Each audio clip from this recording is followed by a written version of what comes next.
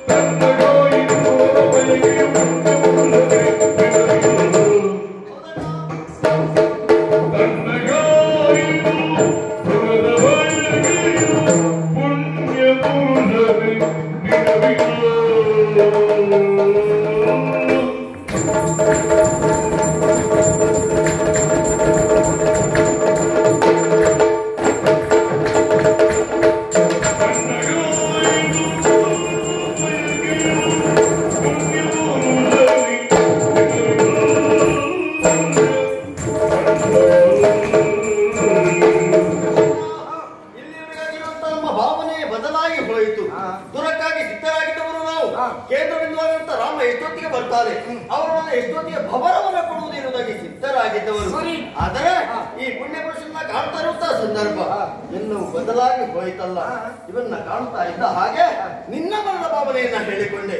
ಕೇವಲ ನಿನಗೆ ಮಾತ್ರ ಮನ ಪರಿವರ್ತನೆ ಆದದ್ದಲ್ಲ, ನನಗೂ ಪರಿವರ್ತನೆ ಆಗಿದೆ ಅಣ್ಣ. ಯಾವ ರೀತಿಯಾಗಿ ಇಲ್ಲಿಯವರೆಗಾಗಿ ನಾವು ಪಾಪವನ್ನ ಮಾಡಿದವರಲ್ಲ, ಪಾಪವನ್ನೇ ಮಾಡದೇ ಇರುವವರು ಯಾರು ಕೇಳಿದರೆ ನಾನು ಹಾಗೂ ನೀನು ಮಾತ್ರ ಎನ್ನುವುದಾಗಿ ನಾವು ಭಾವಿಸಿದ್ದೇವೆ. ಹಾಗಂತ ಪಾಪವೆನ್ನುವುದು ಮಾಡಿ ನಮ್ಮ ಪಾಲಿಗೆ ಪಾಪವಾಗಿ ಅಂಟಿಕೊಳ್ಳಬೇಕು ಅಂತಿಲ್ಲ. ಬೇರೆಯವರು ಮಾಡುವಂತಹ ಪಾಪವನ್ನ ಈ ಕಣ್ಣಿಂದ ನೋಡಿದ್ದೆ ಹೋಗುವಂತಾದ್ರೆ ಅದು ಕಣ್ಣ ಪಾಪವಾಗಿ ಅಂಟಿಕೊಳ್ತದಂತೆ. ನಮಗೂ ತಿಳಿಯದೆ ಅಂತಹ ಕಣ್ಣ ಪಾಪ ನಮ್ಮನ್ನು ಅಂಟಿಕೊಂಡಿದ್ದೆ ಹೋಗುವಂತಾದ್ರೆ ಈ ಪುಣ್ಯ ಪುರುಷನ ಕಂಡಾಗ ಆ ಕಣ್ಣ ಪಾಪವು ದೂರವಾಯಿತು ಅಂತ ಭಾವಿಸ್ತಾ ಇದ್ದೇನೆ. ಅಷ್ಟು ಮಾತ್ರ ಅಲ್ಲಣ್ಣ, ತಣ್ಣಗಾಗಿ ಹೋಯ್ತಣ್ಣ ದುರದ ಬಯಕೆ. ಯುದ್ಧ ಮಾಡುವ ಮನಸ್ಸು ನನಗೆಲ್ಲ ಹಿಡಿದಿರುವಂತಹ ಧನುರ್ಬಾಣಗಳನ್ನ ಇವನ ಪಾದಗಳನ್ನು ನಮಸ್ಕರಿಸಬೇಕು ಅನ್ನಿಸ್ತಾ ಉಂಟು. ನಿಜವಾಗ್ಲೂ ಬಿಸಿಯಾಗಬೇಕಂತ ಈಗ ತಣ್ಣಗಾಯ್ತು ಅಂತ ಹೇಳಬಾರದು.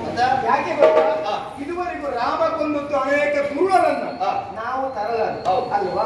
ಹಾಗಿರುವಾಗ ನಾವೇನು ಇಷ್ಟ ಕಾರ್ಯ ಮಾಡಿದರಲ್ವಾ, ಮಾಡಬೇಕಾದ ಕಾರ್ಯವನ್ನು ಮಾಡಿದ್ದೇವೆ. ಹಾಗಾಗಿ ಸೋಲು ಗೆಲುವು ಮತ್ತೆ ಅನುಜ ಪಿಡಿ ಪಿಡಿ ಧನವನ್ನು